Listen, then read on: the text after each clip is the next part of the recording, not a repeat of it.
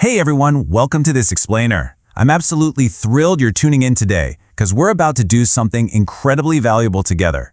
We're going to build a mental toolkit specifically designed to help you navigate our crazy, complex world.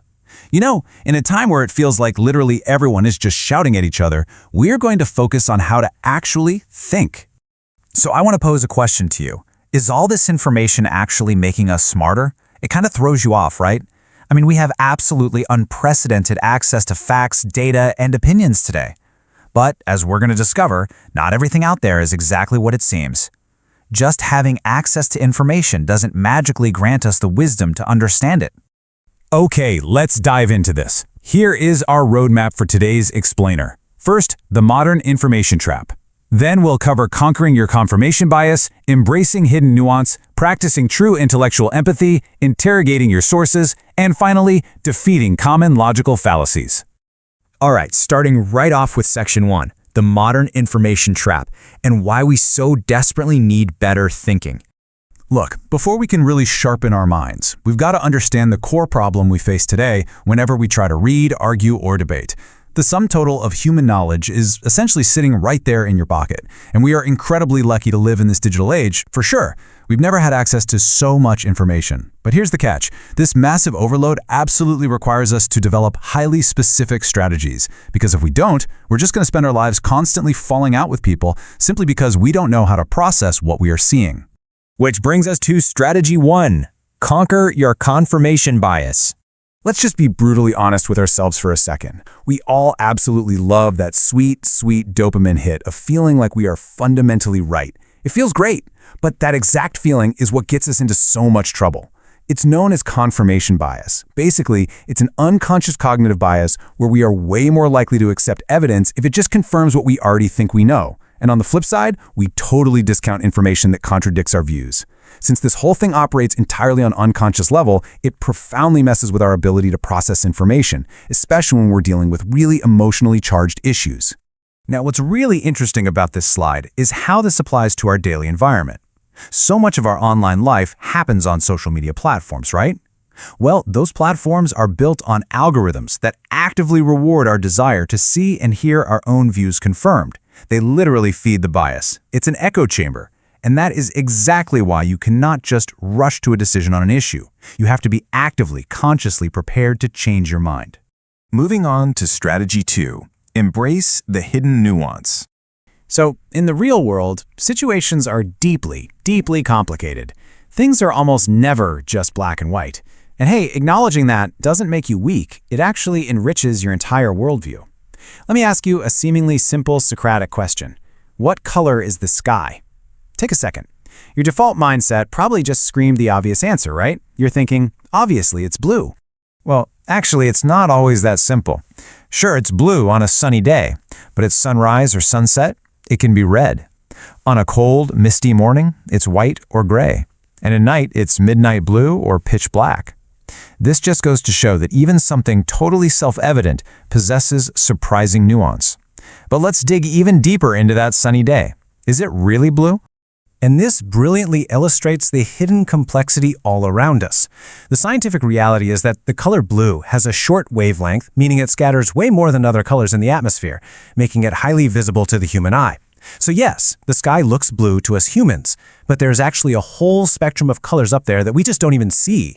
Think about it. If something this basic has this much nuance, just imagine how wildly complicated human issues are. All right, next up is Strategy 3. Practice true intellectual empathy. If you truly want to be a critical thinker, one essential approach to arguing is that you simply have to let go of this rigid need to always be right. You have to seriously entertain the idea that, hey, you might actually be wrong. Intellectual empathy means literally putting yourself in the other person's shoes and genuinely trying to understand their perspective. Now I know this is highly challenging, but that's the whole point. When you practice this, it leads to vastly more productive outcomes. There is a catch, though. This strategy only works if both parties are engaging in good faith. Which brings us to the complete opposite of good faith, something defined here as sea lioning. This is when someone argues online just to waste somebody else's time, rather than having a real discussion. It's super important to recognize this. Engaging in bad faith like this doesn't just make us intellectually and politically worse off, it honestly just makes you the person everyone avoids at parties. Seriously, don't be a sea lion. Moving right along to strategy 4, interrogate your information sources. In a world drowning in data, it is more crucial than ever to know exactly where your information is coming from. You've got to constantly be on the lookout for vested interests and ulterior motives. Imagine you stumble across this highly official, super sciencey-looking graph detailing the absolute dangers of feral Dalmatian puppies. At first glance, it might look totally convincing, but then you dig just a little deeper, and you find out the study was actually commissioned by the fur coat-coveting Disney villain Cruella de Vil, right? Suddenly, that data means something entirely different. So the crucial point is that you need a solid arsenal to defend your mind.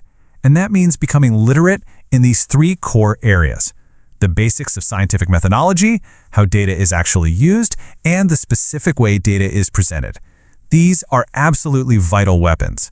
You have to actively interrogate your source to become truly literate in consuming information. And that leads us to our final strategy. Strategy 5, defeat common logical fallacies. Look, whether we're debating strangers online or arguing at the dinner table with Uncle Frank, it's incredibly easy to lose our cool. And when we get emotional, we tend to resort to some pretty unsound tactics. The first big one you need to spot is the straw man fallacy. This happens when, instead of engaging with the actual belief a person holds, you engage with a wild caricature of that belief. You basically build a straw man because, well, it's so much easier to knock down their real argument. Let's move to and see how this builds. Say your actual belief is super simple. I prefer hamsters to gerbils. But the straw man caricature responds with, "Oh, so you want to drown all gerbils?" It's completely ridiculous. It's this massive, extreme jump. But once you know what a straw man is, I guarantee you will start seeing this bad faith accusation happening everywhere in daily life. Another major tactic we need to defeat is the ad hominem fallacy. This is when you totally discount an argument purely because of your personal opinion of the person making it. As philosophers might joke, it's basically just fancy Latin for name-calling. And honestly, the moment we resort to ad hominem attacks, the discussion is completely dead. In that situation, it's fair to say that absolutely everybody loses. So, what does this all mean? Why do we even do all this work? Look, engaging in critical thinking, checking our biases, interrogating our sources, it honestly isn't as fun as just grabbing a pitchfork and feeling like you're fundamentally right. But the long-term benefits are absolutely undeniable. It yields a more curious, more educated, and much more harmonious society. And ultimately, that is the biggest win of all.